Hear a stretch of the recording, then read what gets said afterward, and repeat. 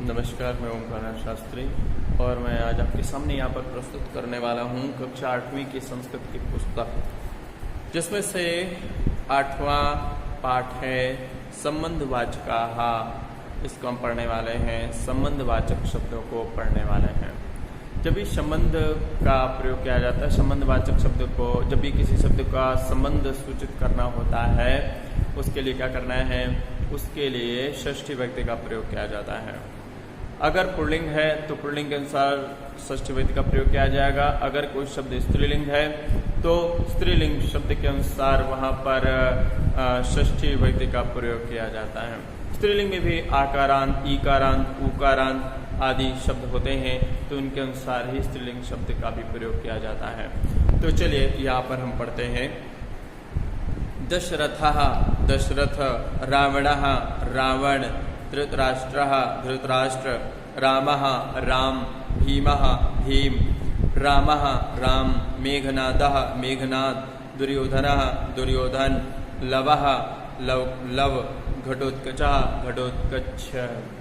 अच्छा, जब भी आकारांत पुल्लिंग शब्द होता है, उसका षष्ठी विभक्ति एक वचन बनाने के लिए क्या करते हैं, संस्कृत में जो शब्द होता है एक वचन में, उसमें विसर्ग होता है, तो उस विसर्ग को हटा करके वहाँ पर स्या जोड़ देते हैं, तो वह हो जाएगा षष्ठी विभक्ति एक वचन का रूप। जैसे दशरथा, दशरथ में विसर्ग है और इसमें इसको षष्ठी विभक्ति एक वचन का रूप बनाना है। जैसे दशरथ का पुत्र, तो हिंदी में संबंधवाचक सूचित करने के लिए का, की, के, रा, री, रे, ना, नी, ने ऐसे चिन्ह लगे होते हैं, और इसी चिन्ह को संस्कृत में सूचित करने के लिए नाम के आगे स्या का उपयोग होता है, स्या शब्द को जोड़ते हैं। जैसे दशरथा, दशरथ का, दशरथा यहाँ पर विसर्ग है, विसर्ग को हटाकर स्या जोड़ देंगे तो दशरथस्य हो जाएगा, इसका अर्थ होगा दशरथ का। दशरथः पिता, दशरथः पुत्रः, दशरथ का पुत्र कौन हुआ, तो दशरथस्य पुत्रः। रावणः पुत्रः, रावण का पुत्र, तो रावणः माने रावण, पुत्र पुत्र, तो रावण में जो विसर्ग है, रावण शब्द के आगे जो विसर्ग है, उस विसर्ग को हटा करके उसमें स्या जोड़ देंगे तो हो जाएगा क्या, रामस्य पुत्रः, रावणस्य पुत्रः, रावण का पुत्र कौन, मेघनादः मेघनाद। धृतराष्ट्रः पुत्रः, धृतराष्ट्र यहाँ पर एक शब्द है और इस शब्द के आगे विसर्ग लगा हुआ है, और इस विसर्ग को हटा करके संबंधवाचक सूचित करने के लिए स्या जोड़ देंगे तो हो जाएगा क्या, धृतराष्ट्रस्य, धृतराष्ट्र का पुत्रः, पुत्र कौन था, दुर्योधनः। रामः, रामस्य पुत्रः, राम में विसर्ग है और विसर्ग में स्या जोड़ देंगे, विसर्ग को हटा करके स्या जोड़ देंगे तो हो जाएगा रामस्य, इसका अर्थ होगा राम का पुत्र, पुत्र, रामस्य पुत्रः, राम का पुत्र कौन है, लवः, रामस्य पुत्रः लवः। भीमः, भीम का पुत्र कौन है, भीम में जो है विसर्ग है, विसर्ग को हटा करके स्या जोड़ देंगे तो क्या हो जाएगा, भीमस्य पुत्रः, भीम का पुत्र कौन, घटोत्कचः, घटोत्कच, भीम का पुत्र घटोत्कच। इसी प्रकार यहाँ पर रामायणम, ये जो शब्द है ये नपुंसकलिंग है, इनमें भी षष्ठी विभक्ति को सूचित करने के लिए स्या जोड़ते हैं। जैसे रामायणम कवि, रामायण कवि, तो रामायण एक शब्द है, कवि एक शब्द है, तो इसका अर्थ रामायण के कवि कौन है, तो इसमें भी के, का, की, के में के जुड़ा हुआ है, जिसका अर्थ है संबंधवाचक शब्द सूचित होना। तो यहाँ पर रामायण के कवि, तो यहाँ पर रामायणम में जो माँ है इसको हटा करके स्या जोड़ देंगे तो हो जाएगा रामायणस्य कविः वाल्मीकिः, रामायण के कवि कौन है, वाल्मीकि। महाभारतस्य कविः व्यासः, रघुवंशस्य कविः कालिदासः। गीत गोविंदम, गीत गोविंदस्य कविः जयदेवः, गीत गोविंद के कवि हैं जयदेव। इसी प्रकार सीता, अब यहाँ पर आकारांत स्त्रीलिंग शब्द है, ईकारांत स्त्रीलिंग शब्द है, तो यहाँ पर आकारांत जब स्त्रीलिंग शब्द होगा तो यह जोड़ दिया जाता है, यह अंत में बना रहेगा और अंत में यह ही बना रहता है, कहीं कहीं त्या हो जाता है, कहीं कहीं द्या हो जाता है, कहीं कहीं न्या हो जाता है। तो इसको देखते हैं, सीतापति ही, यहाँ पर आकार स्त्रीलिंग है इसलिए यहाँ पर याह जोड़ेंगे, नाम के आगे याह जोड़ेंगे। सीता याह पति ही, सीता के पति कौन? रामः, सीता के पति राम, सीतायाः पति ही।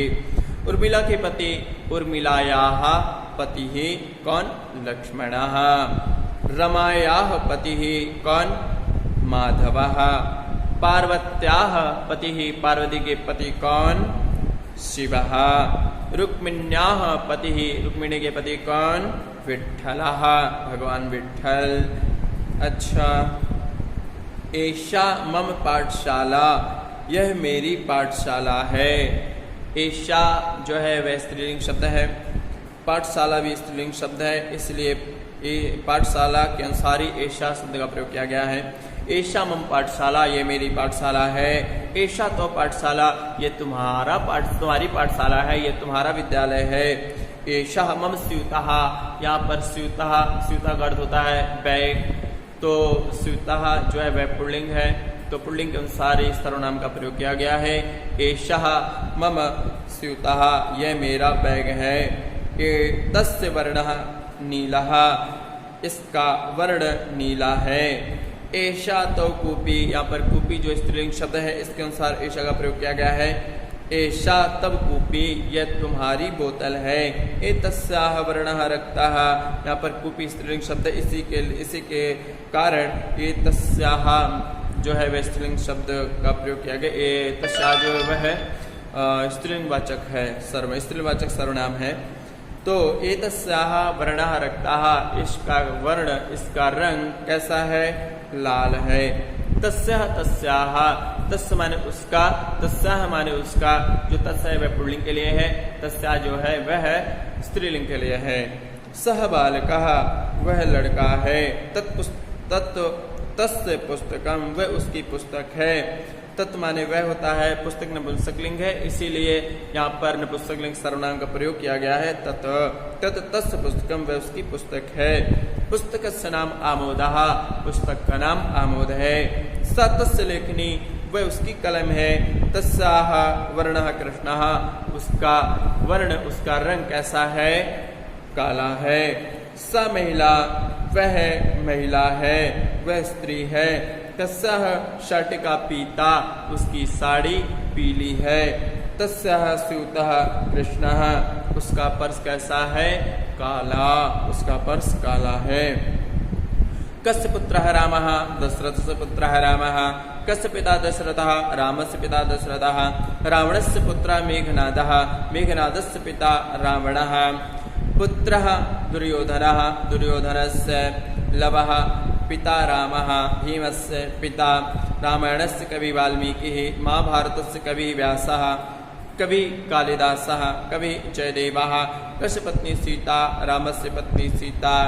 कस्याः पतिः रामः? सीतायाः पतिः रामः। पतिः लक्ष्मणः। पतिः माधवः। पार्वत्याः पतिः शिवः। पतिः विठ्ठलः। पत्नी उर्मिला। पत्नी पार्वती। तो यहाँ पर हमने संबंधवाचक शब्दों को देखा और कुछ रिक्त स्थान दिए हुए हैं, इनको आपके द्वारा भरा जाना है। आप इनको रिक्त स्थानों की आप पूर्ति करिएगा। तो अभी हम यहाँ पर संबंधवाचक में जो पहला पाठ है उसको ही देख रहे हैं। इसके बाद हम दूसरा पाठ देखेंगे, कुत्र अस्ति। तब तक के लिए आप सभी लोगों को नमस्कार।